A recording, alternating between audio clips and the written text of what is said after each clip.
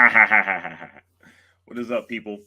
It's your boy DP Brown right here in the house on NCFS, your Nerd Comic Flick Show. All right. And today, I wanted to get into some really good stuff. Harleen, one of my favorite things that I've read in the past, the past year and everything. And also Dismay Avenue. All right. Another great comic, that I've read, in the past year that gives some really good horror stuff and everything. So I really want to, tell you guys about that. But let's get into some house cleaning before I get into the review portion of the program. Make sure that you guys are going on to the nerdcyclopedia.com channel where you're getting all of your favorite links to Twitter, Facebook, and also Instagram at Nerdcyclopedia. Okay. Also, make sure that you are listening to us if you are listening to our podcast on Spotify, Google Play, Stitcher, iHeartRadio, anywhere that you listen to your favorite podcast, we are there. If you are subscribing to us on YouTube, make sure you hit that notification button so anytime that we're on, that you know that we're on. If you're on Facebook, thank you for watching. Make sure that you are sharing, this channel with your friends. We definitely appreciate that. And also make sure that you are leaving us some feedback, at nerdsandnerdcyclopedia.com. So I want to get into Harleen first. I did a translate thing just to try to get his, see how his name is pronounced. So if I write his name here, let me share the screen. So if I write his name here, it says Stephen Seek. Okay, so that's how Translate tells me how to pronounce it. So this is the way I'm gonna pronounce it. But yeah, this is the cover. He does the story and the artwork, in the book, throughout the 3 issue series. It's on DC's Black Label, and I have to tell you, I discovered this following his artwork and stuff on IG. And I really was taken by the way he draws females, the female, anatomy, the artwork and everything, and the way he paints his work and everything. Really unique, really different, but I didn't really realize that he did anything outside of what he did on his page and everything, on IG. He has a lot of he's really into BDSM, stuff. Really it gives that that sexual energy and everything between his females and his characters and stuff. Gets into really fantasy oriented type artwork and material and stuff.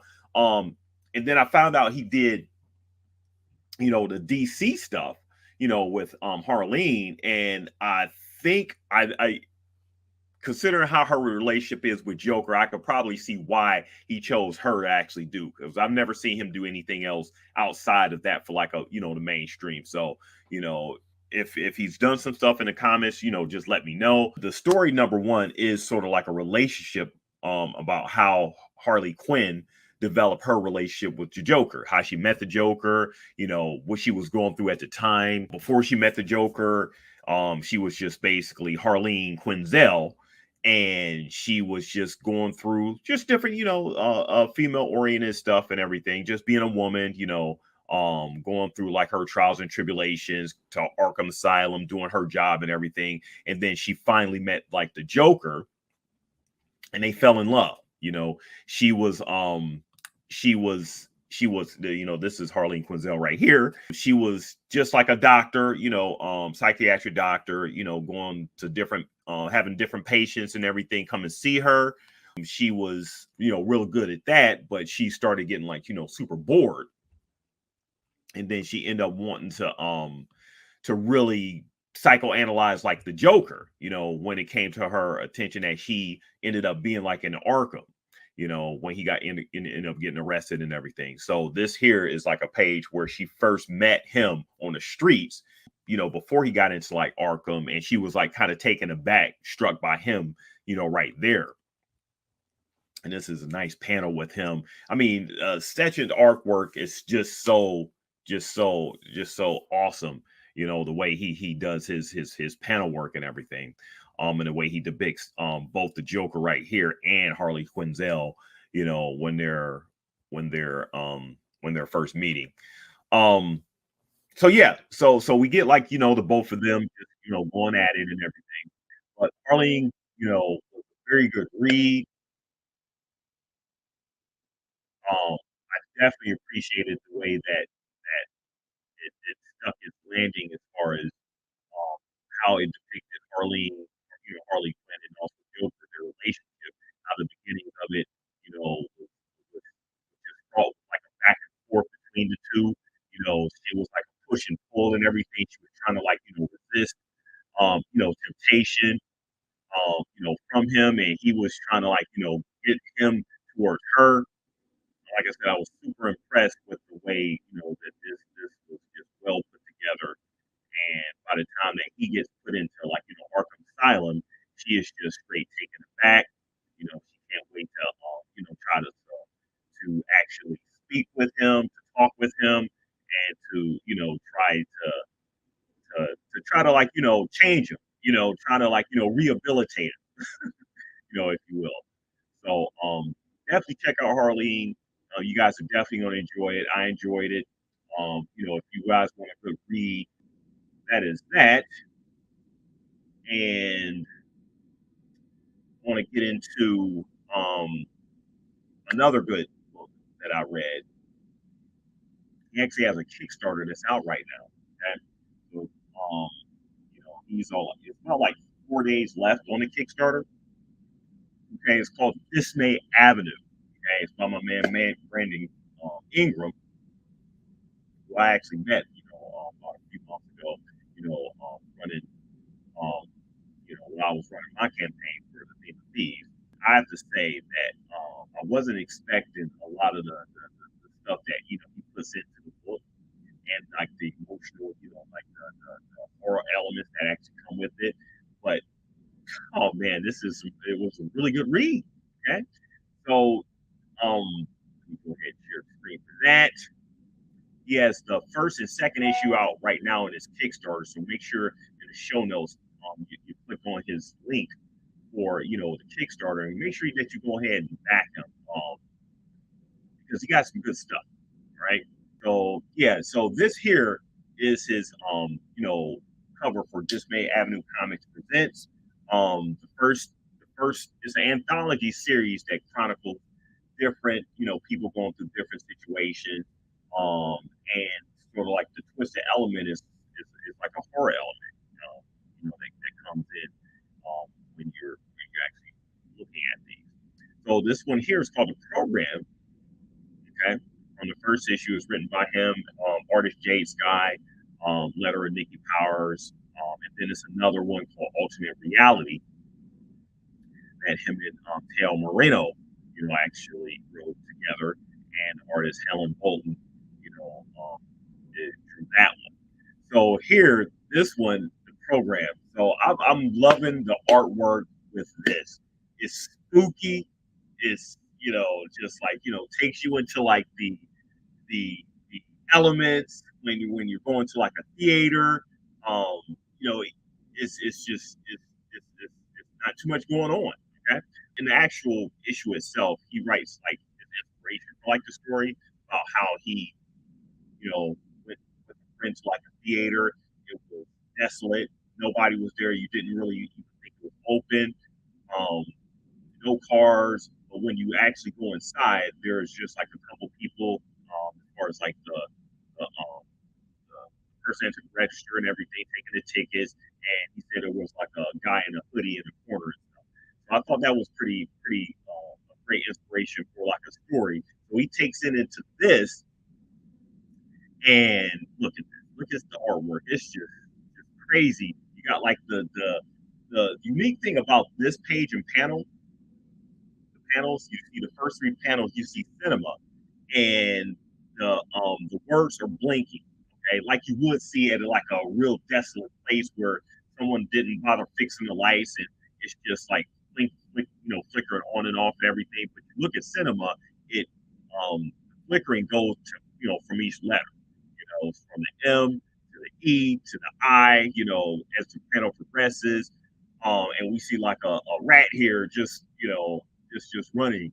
something that you can actually visually see if you were looking at like an animated or like a short, short horror, Twilight Zone type um, short. So the artwork is here is just awesome. It takes you right into like the spirit of the story and everything, gets you all set in the mood, and then we get like the dark elements of like the concession stand of like the two people working it, taking the tickets and also selling popcorn. So they look super dark. Like, why are you even coming into this theater wanting to watch a movie or a show? You must really like movies or you must really like the theater to do that. But everything's just so dark and scary and stuff. So it's almost like, why would you actually want to come in here? So this was just super just spooky and everything. Um, the two are the two characters are friends. They actually go and go to like the show and everything, and we get into like some really crazy, stuff between like, things just happen. It's just really weird and everything. You know, I don't want to go into too much of the story and everything. We want to save like the twist for like the end, but the spookiness of it is just like really good. Uh, I'm loving this cover right here. I mean, if you wanted to make a way to sell something, you know, and it was this cover, I mean, you can't really go wrong with like how this cover was. It just displays like the horror element of it. I mean, it was an awesome looking cover. A really great read. We got like four stories in this book. Issue two, Pull the Bells, Close the Bells, Raw Horror Destination on Alchemy.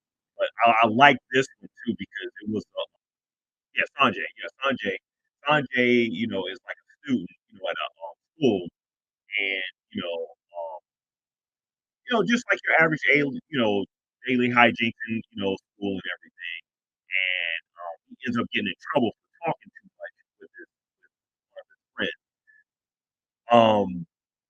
Then basically, the teacher wants him to stay after school, and write, 1,000 times um, for for disrupting the class and everything. And then all of a sudden, crazy hijinks happen again. I mean, Brandon loves his hijinks and stuff, and little twists and everything. So I don't want to get into like the twists and stuff, but it really to look at the artwork and the story, it really takes you to like the deeper elements of food again. We're always a fan of food here. Number one, I love like the animated. I love the artwork as far as like the mood that it portrays. Like it's sort of like it's washed with the anime type of style, you know, like an animation, type of style and everything. And we get like Jada, who's walking with her mom, to get some things and everything, and she ends up finding to get, in like a storage unit and everything, and she ends up finding like a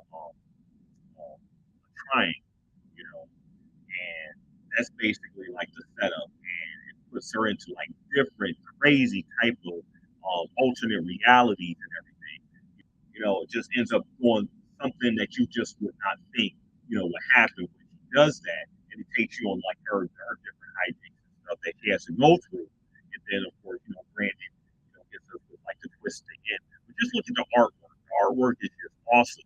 The way it's conveys like the elements and like the lighting and everything, the wash.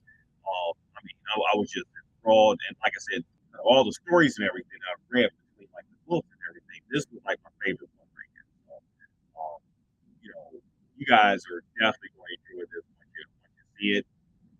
All right. So yeah, yeah. I mean, and that was Harleen and Dismay, Harleen and Dismay Avenue, really good stuff. And the good thing, the thing that sort of like ties both of these books together is that the element that you get with the artwork that that storytellers use to tell their stories and everything. With Dismay, he has a Kickstarter going on right now. That's about 4 days left. So make sure that you guys check out in the show notes and click on the link to help support that.